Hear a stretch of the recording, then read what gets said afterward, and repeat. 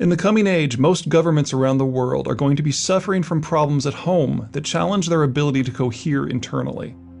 The most dramatic changes will happen in places that are not key to US security interests, and yet were dependent either upon global market access and/or the security environment the Americans created. Such places will be forced to function on their own merits, most of which have precious few. Places like Greece, Lebanon, Turkmenistan, and Syria will simply die as modern states. Some that profited mightily from the global free trade network, China, South Africa, and Italy, will face pressure to simply hold themselves together. Others, with Russia and Ukraine at the top of the list, face a degree of desperation that can only come from the creeping implosion of demographic dissolution. What all of these groups of countries have in common is that life will get worse. Rapidly aging populations will reduce local consumption, and with that, demand for locally produced goods. Consequently, employment levels will fall, yet governments will have to increase the proportion of their spending that goes to their elderly. Lower economic activity, lower employment, and higher outlays all point to the same end result: much higher taxes. Citizens faced with an ever-increasing volume of their ever-decreasing incomes going to support governments that give them very little back will come to a hauntingly common conclusion: it is time to leave. And that's for the regions where central authority holds. In places where central government is flirting with disintegration, the decision to leave is even easier to make. But desire will not equate to ability. Global immigration in the late 20th and early 21st centuries has often had a reputation for being comprised of tired, poor, huddled masses. This is partly because tired, poor, huddled masses have been able to move relatively safely about the planet. Bretton Woods has had myriad impacts throughout the world, but it has made international transport cheap, easy, and safe compared to eras past. Everything from the EU's system of unrestricted travel among most of its members to the global airline industry is the direct outcome of Bretton Woods. Conversely, American disengagement from the global free trade network will make international travel more expensive, cumbersome, and dangerous. Between reduced travel availability and reliability and higher volumes of those wanting to relocate, the price of safe passage will inflate impressively. So while many people may try to leave home, most will only be able to reach where they can walk or drive. Immigration may be about to go big and go global, but the paths trodden will shorten to the remarkably local, with one exception. The relatively well-off will still be able to attempt to relocate farther afield by jet or ship. People with connections who can help them through, people with marketable skills that they can peddle at their destination, people with suitcases full of cash. Emigration in times of economic stress is a concept as old as the hills. In the Bretton Woods era, we've just come to think of economic stress as synonymous with poor countries. Roll back the clock to the 1840s and 1850s and look at America's immigrant communities. Some 1 million Germans left Europe for the United States during the political and economic upheavals surrounding the revolutions of 1848. Almost all of them were skilled labor. Here's the global stability map, but this time with an overlay that highlights global concentrations of skilled labor. All of the countries that aren't in the improved or steady state categories are likely to generate large volumes of immigrants, but only the countries with a large proportion of skilled labor are going to contribute to long-range migration streams. The migration trends of the future are not likely to be so many Greek construction workers or Egyptian secretaries, but instead Italian architects, German financial analysts, and Chinese physicists. The lion's share of these migrants will likely seek entry into the same place, the United States. The United States is going to be somewhat above the global chaos, and its origin as a settler society makes it better able to absorb foreign populations than most countries. It will be an attractive destination from both a security and an economic point of view. And it is more than mildly attractive to the Americans as well. Immigration is a huge societal cost saver. Raising children is one of the most expensive things that a person can do, and educating children is one of the most expensive things a government can do. Once everything from salaries to debt to busing to landscaping is factored in, The Department of Education estimates that total outlays for K-12 in the United States was $638 billion for the 2009-10 school year. That comes out to $12,750 per kid per year. In current dollars, that means that the average high school diploma runs American society $165,000. And that's without the affiliated expenses of things like carpooling or band uniforms. Skilled labor, almost by definition, is more thoroughly educated than high school. A 4-year college degree adds another $70,000 for a state university. That's for in-state attendance. Out-of-state enrollment currently runs $125,000, or $160,000 for a private school. The numbers might seem a little lopsided in favor of K through 12, but keep in mind that the cost of public education is embedded almost invisibly in your tax bill, while college comes directly out of your pocket. The result is the same. Each skilled immigrant who comes to the United States saves American society about $250,000 in educational costs alone. But when they arrive, they don't just arrive with a useful skill set. They arrive with the ability to help fuel America's consumption-led economy and pay taxes as well. Such labor shifts will help entrench the American position above the international disorder.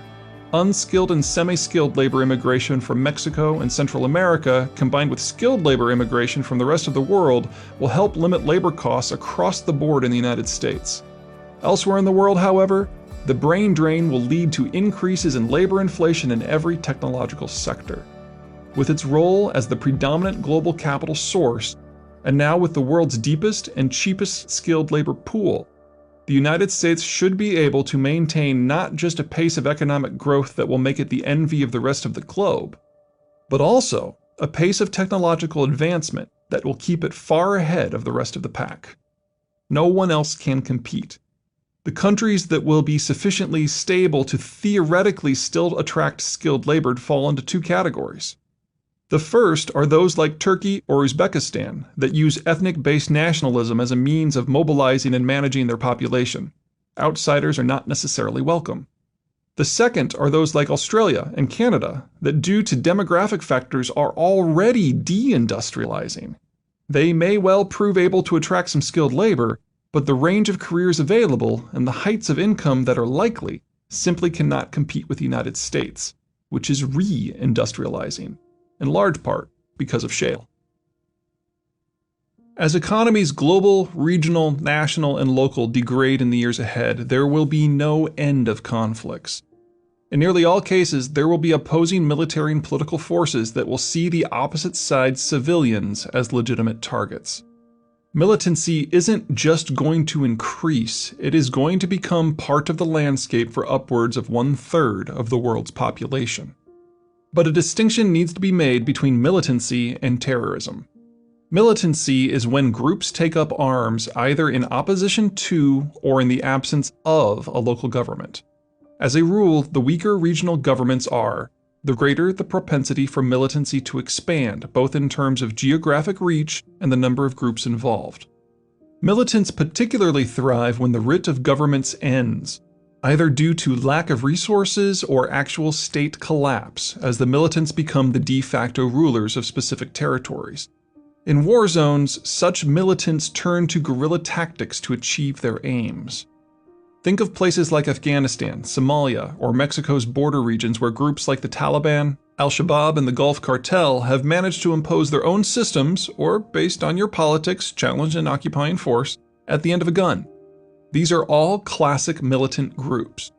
Such groups thrive on disorder, and no system in world history has injected more order into the world than Bretton Woods.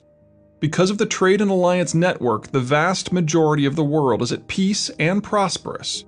In the absence of war and poverty, and the presence of strong, well-funded local state apparatuses, there just are not nearly as many lawless or war-torn areas as there have been by historical standards. But as the Bretton Woods system gives way, this happy holiday from history will come to an end. Militancy will be a way of life in the failed states, a common occurrence in the decentralized states, and an irregular occurrence in many of the countries that face stability challenges. Militants are typically not friendly folks, and they do tend to target civilians from time to time, up to and including with terror attacks. A few likely examples of future guerrilla-sourced terrorism. Uzbek military forces will directly conquer the Tajik and Kyrgyz portions of the Fergana Valley. The region's mixed populations are obvious targets for guerrilla actions of all types. Angola's ninjas are slowly but steadily eradicating the non-Mbundu populations. The effectiveness of the Mbundu state's security apparatus leaves terrorism as one of the few tools remaining for the groups slated for elimination. Europeans, probably French and Italians, will take command of collapsed Libya in order to secure access to oil and natural gas supplies, and will bring civilians in to operate the Libyan energy industry. The Libyans who resist will have ample targets. Without capital to maintain high levels of agricultural productivity, the highland Bolivians will lack enough food to survive. Their only choice will be to raid the more fertile areas of the Bolivian lowlands. Farmers of the lowlands will be seen as prime targets.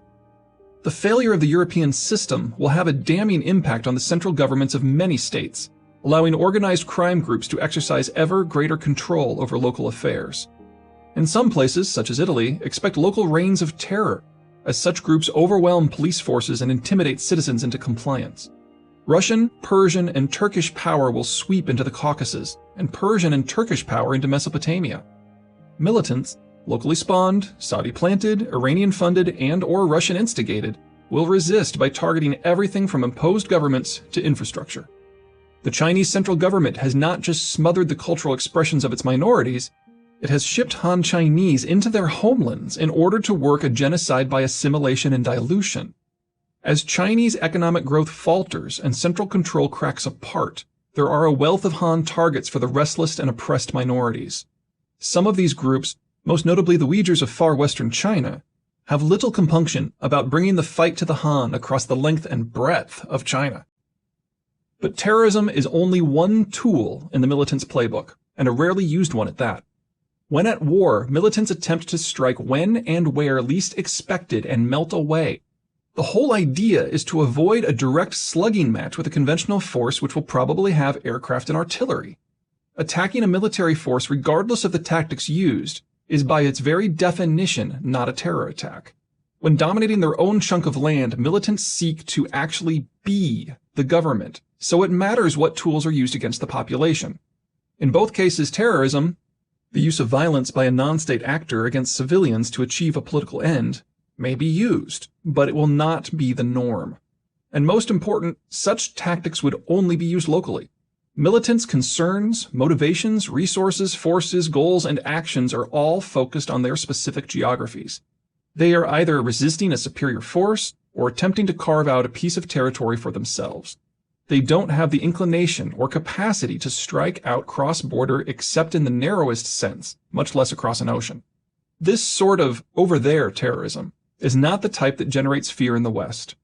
Instead, it is the transnational sort that results in attacks like those of September 11, 2001. The express goal of transnational groups such as Al-Qaeda is to instill fear in the general population in order to shape the policies of entire governments. For transnational terrorists, the use of terror tactics is not a tool selected for a situation, but instead both the means and the end. Such groups will still exist in the future, but they will face two obstacles to their operation that they currently do not. The first is a problem that transnational terror groups will find that they have in common with international migrants and multinational corporations. It will become harder to get around. Crossing international borders, much less oceans, will be a much grander undertaking than it is now. Just as economies and trade will regionalize and even localize, so too will militant activity. That leaves would-be transnational terror groups with a much constrained definition of transnational. The second constraint regards the sort of home territory that transnational terror groups require to operate. If the home government is too strong, the transnational groups are hunted down and exterminated. If the home government is too weak, the transnational groups have to expend their scarce resources and personnel to carve out and maintain their own piece of territory, just as more traditional militant groups would. That would leave them with few resources with which to hurl an operation into another hemisphere. Terror groups' Goldilocks zone is a government that is on the edge, just strong enough to hold a territory together, but weak enough that it cannot actually control all of it. That's a very specific mix, and is represented by the decentralized layer on the global stability map.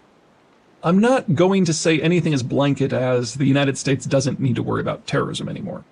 But the mechanics of the future are going to add an extremely thick layer of insulation to America's already impressive distance from the world at large.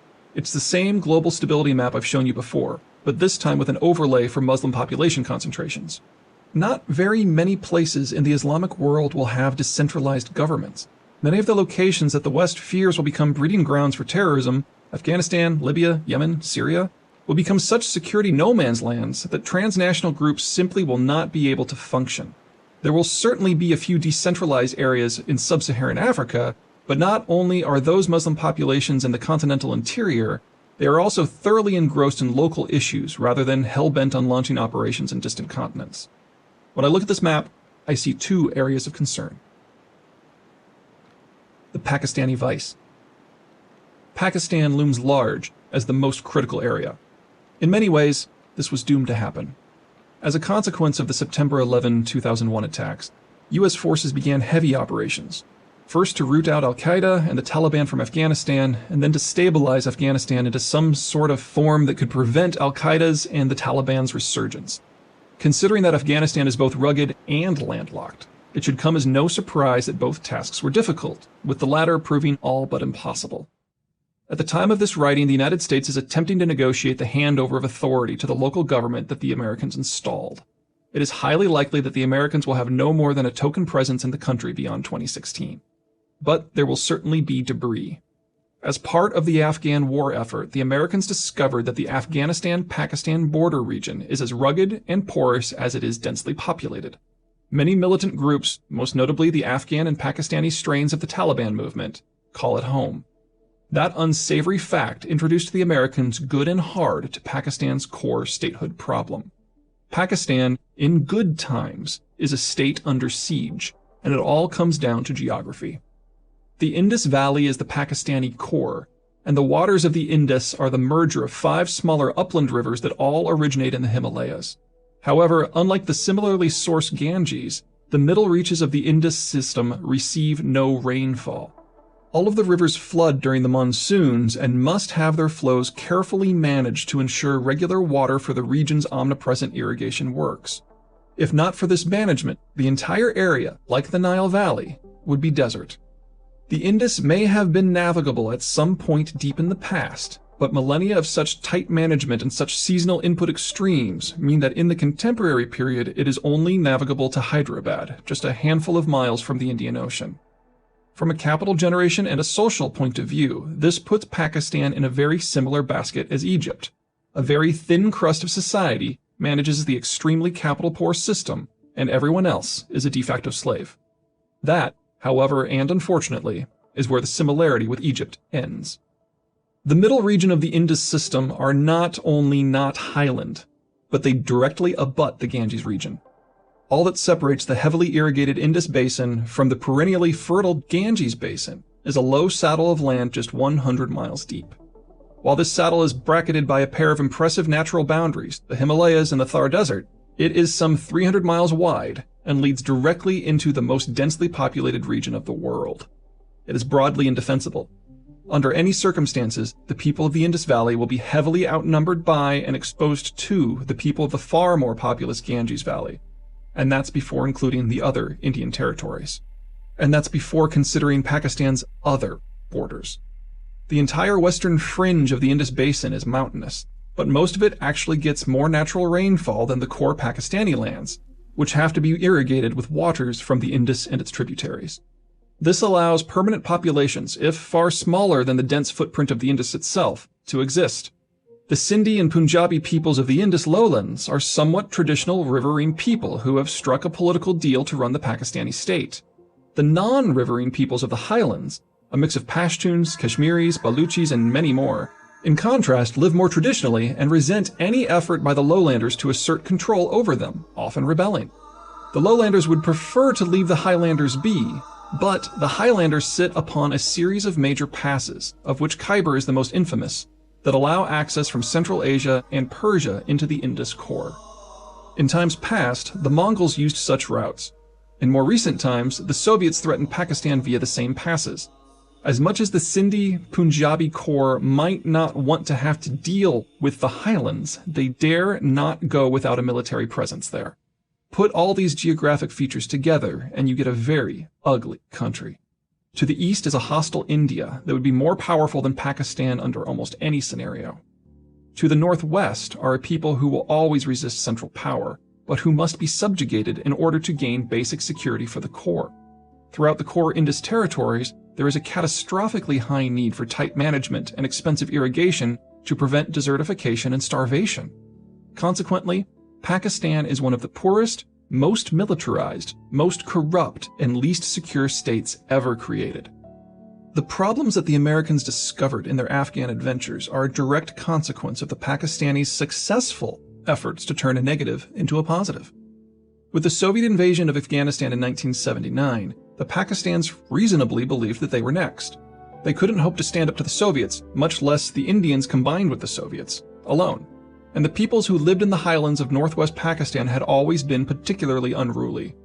The solution was to forge a new national identity based on Islam.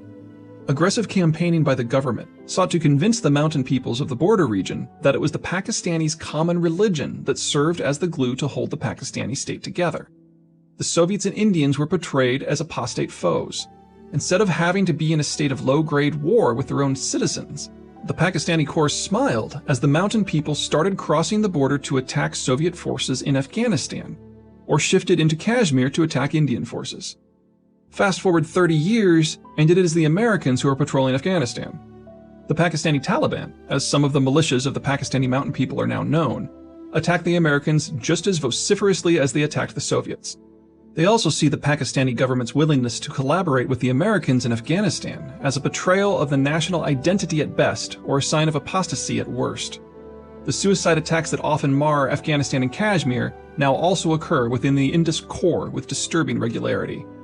There have been many concerns that Islamists within the Pakistani government have often assisted the various Afghan and Pakistani militias by sharing intelligence about the disposition of American forces. This is certainly true. However, such assistance is not given on orders of Pakistan's civilian or military leadership, but instead by Islamists within the government ranks who wish to assist the Taliban for religious or strategic reasons. In essence, it is the Pakistani equivalent of Edward Snowden's leaks. The primary reason that Pakistan has proven able to survive the past decade is that the Americans needed it to. Afghanistan is landlocked, and Pakistan is the route in. So for a decade, the Americans bolstered Pakistan with military sales, cheap loans, and outright cash bribes that come out to roughly 8% of GDP, not to mention providing Pakistan with strategic cover versus India. Considering Pakistan's strategic vice, that could well be the difference between success and failure as a modern state. The relationship has always been an uncomfortable one for both sides, and it is about to dissolve. The Pakistanis fear that American actions in Afghanistan have stretched their relationship with the Pakistani Highlanders to the breaking point, and that when the Americans leave, the Lowland-Highland War will resume. For their part, the Americans are far more than mildly annoyed that they ultimately found al-Qaeda kingpin Osama bin Laden not just on Pakistani soil, but a short walk from the Pakistani equivalent of West Point. American largesse is about to sharply end. And between the loss of resources and the newly infuriated nature of the Highlanders, the Pakistani lowlands' ability to manage its highlands will become sharply circumscribed. Not needing to battle for control of their own territories, the Highlanders will have the magic mix of partial security, identity, ability, and incentive to strike across national borders. Their primary target will be India, as these people have some serious bones to pick over Kashmir. They see the Indians as occupying a portion of their homeland. As Pakistan would prefer not to actually go to war with the superior India, Islamabad's efforts to rein in the Highlanders make it likely that the Highlanders will have on-again, off-again clashes with the Pakistani authorities in Islamabad as well. This is a problem, a big problem, but it is also a regionally contained problem. The Pakistani Taliban and groups like it are tied down by geography. Reaching the wider world would require first negotiating the Pakistani core, not to mention ignoring the local and compelling challenge of Kashmir. These groups certainly have the ability to strike across international borders, but there is really only one border they will care about. That's awful for India, but great for the Americans and the wider world. There is only one other location on the planet that meets the requirements for generating Muslim terrorist groups with both the interest and capacity to strike at long range. It is in Russia. Even in times of stability, Russia is an unstable country. It isn't a normal European country, but instead a multi-ethnic empire. Most of the European ethnicities rose in a zone where they were able to emerge as the dominant and even unitary group. The Hordlands hold no such ethnic uniformity. Their wide open spaces mean that any secure people is one that has conquered all of their neighbors, and all of their neighbors' neighbors, until they can anchor themselves in geographic barriers as far removed as the Carpathians and the Altai. Any successful Hordlands government isn't a nation-state, it is a multi-ethnic empire. Any successful Hordlands government doesn't placate its subjects, it intimidates them into obedience. Among the dozens of ethnicities the Russians conquered in their bid to achieve security, a people nestled on the northern slopes of the Caucasus Mountains stands out. The Chechens in many ways are a relic of the deep past. Their northern lands are reliably well watered by any standard, allowing for quite productive agriculture without irrigation, while their southern lands are heavily forested, riddling their territory with redoubts and defensive positions. This combination has granted them some serious staying power, enabling them to resist the multitude of invasions that have boiled out of the Hordlands every generation or three, and their national history can be traced back at least until the 6th century AD. Most notably, the Chechens are one of the very few peoples to have survived the Mongol invasions, a period of their history that made them very good at guerrilla warfare. The Russians first crossed swords with them when they started their effort to conquer the Caucasus region in 1803, and did not finish their work with the Chechens until 1889. The war, or more to the point, the Chechen guerrilla campaign, was so brutal that the Russians were forced to establish a permanent military base in Chechen territory to maintain control. The place came to be called Grozny, which roughly translates to terrible place. In the years since, there have been more Chechen rebellions against Russian authority than most interested parties bother to count. With the Russian near collapse at the end of the Soviet era, the rebellions turned into outright wars. While the Russians referred to the First and Second Chechen Wars as emotional landmarks of the post-Soviet era, the Chechens themselves refer to them simply as the latest campaigns in the 200 Years' War against the Russian occupation of their lands. Chechen War I was 1994 to 96. It ended with an ignoble Russian retreat from Chechnya and de facto Russian recognition of Chechen independence. Chechen War II began in 1999 when the Russians invaded Chechnya in response to Chechen-based forces invading next-door Dagestan, another Russian republic. Formal military operations lasted until 2001, but it was nearly another decade before the Russians felt sufficiently confident that they had quelled militancy in the republic to reduce their troop deployments below 50,000. The two most recent conflicts claimed at least 100,000 dead, a number similar to the total deaths in the first 2 years of the Syrian civil war, but among a population that was but 1/20th the size. Simply put, the Chechens have been resisting Hordlands-based forces like the Russians for at least 1,500 years. With the Russian decline both advanced and irreversible, it is only a matter of time before the Chechens make their next move. 3 factors argue that it will be sooner rather than later. First, there is a lack of proximity. The Russians arrived in the Caucasus in a roundabout manner. Much of the Hordlands is marginal, if not outright hostile land, and some of it is nearly uninhabitable. While there is ample rainfall in the North Caucasus itself, the flatlands directly to the north are steppe, supporting hardly any population outside the tight confines of the Volga Valley. There isn't a straight shot to the Caucasus from Moscow, so direct exercise of power from there is impossible. The more habitable territory arcs southwest through Ukraine before boomeranging back southeast along the Black Sea coast. Due to this bow, the line of military, economic, and cultural projection from Moscow isn't 1,000 miles, but instead 1,600 miles. That might not sound like a huge difference, but that's probably because you've heard the phrase 1,000 miles so often in this book that it is losing its meaning. The additional 600 miles is about the same as the distance between Boston and Richmond. Think of how difficult the Civil War was for the Union, and that in an era of railways with the geography of water transport to help. As for the total distance, 1,600 miles is a touch over the distance from Boston to Miami. Second, because of this bow in the line of approach, Russia's control of Chechnya is dependent upon its ongoing control of Ukraine, and the powers that wish to knock Russia back all see Ukraine as the weakest point in the Russian system. Romania, Poland, and Turkey in particular are all local powers that would like to loosen Russian influence over the Ukrainian system, and will certainly resist any Russian effort to control it directly. Even a modicum of failure in Ukraine would prevent the Russians from dedicating the manpower required to keep Chechnya pacified. Third, the Chechens are not passive victims. As you might expect from a people who gave even the Mongols pause, they are phenomenal fighters who have integrated their social structure into their paramilitary resistance strategies. In the Russian-Chechen conflicts of the past 2 decades, they have not hesitated to take the fight to the Russians. Some of these attacks fit the standard feel of insurgent activities, being carried out both within and beyond the confines of Chechen territory. But the Chechens have also embraced terror attacks. In 1995, Chechen gunmen attacked the small Russian town of Buyannovsk, taking approximately 2,000 hostages and holding them in the local hospital in a tense standoff with Russian forces that lasted 5 days. The Chechens are believed responsible for the infamous apartment block bombings of late 1999 in Moscow, Bryansk, and Volgodonsk, which resulted in nearly 300 deaths and more than 650 casualties.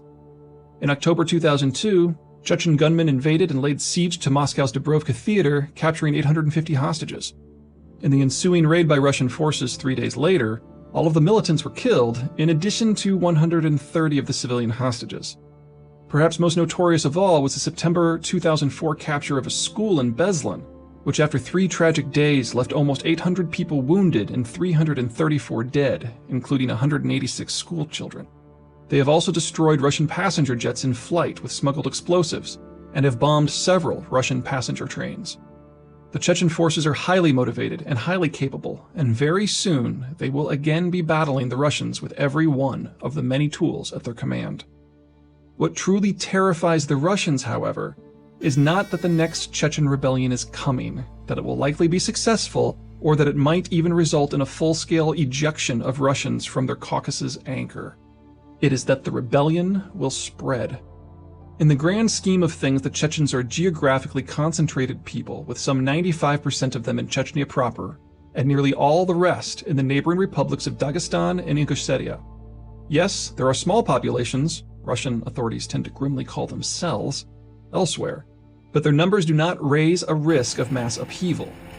But the Chechens are not Russia's only minority, its only capable minority, or its only Muslim minority. Russia's true problem will be where its minorities cross with geographically sensitive points. Russia has one internal waterway of note, the Volga. By North American standards, it is a bit of a joke, frozen half the year, requiring a great deal of engineering to be forced to navigability, and draining into the landlocked Caspian Sea. But compared to the rest of the Hordelands, it is pretty fantastic. The Russians seem to agree. The Volga's upper tributaries bracket Moscow and are part of a web of rivers and canals the Russians use aggressively in the summer months. Every major piece of infrastructure, road, rail, and pipe, that links Siberia to European Russia crosses the Volga at some point. The thing is, the Volga really isn't traditionally a Russian river. It's a Tatar river. The Tatars are not what most would expect from a subject peoples living near the very center of the Hordelands.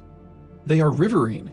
Even under the brutality of Stalin, they proved to have a view of wider horizons and an interest in trade greater than nearly all other Soviet citizens, up to and including the Russians themselves. At 5.5 million strong, they are the Russian Federation's largest minority group. Their cities sit on most of the aforementioned critical infrastructure. There is even a community over 100,000 strong on Ukraine's Crimean Peninsula. They are Muslim, but not the sort of Muslim that most Americans picture when they think of the word. They are highly educated, worldly, secular. The women wear dresses, not hijabs. Their engineers produce oil without foreign help. Their scientists design space stations. Remember Mir? The man in charge of the entire Soviet space program was a Dr. Roald Sagdayev, an ethnic Tatar. And unlike the ethnic Russians, who are in a not-so-slow demographic collapse, the Tatar population is young, healthy, and growing. Even if the Tatars never aspired to be more than a subject people, even if the Tatars did not resent Moscow, and even if the Russians did not face twilight, the Tatar rise is inevitable. And since they populate the eastern fringe of European Russia, simply a few wisps of autonomy would threaten Moscow's control over the entirety of Russia's Siberian lands, including more than 3/4 of the country's oil production. The Tatars have shown no sign of rebelling on the scale or with the tactics of the Chechens. but they have always wrested whatever autonomy they can from Moscow. As Russian rule becomes weaker and increasingly plagued by Chechen-style problems, the temptation to actively resist will rise.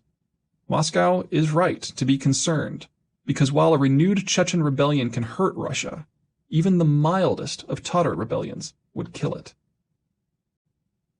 In the not-so-distant future, economic dislocations and conflict, whether that conflict be irregular militancy or outright war, will become an unfortunate fact of life for most of the global population.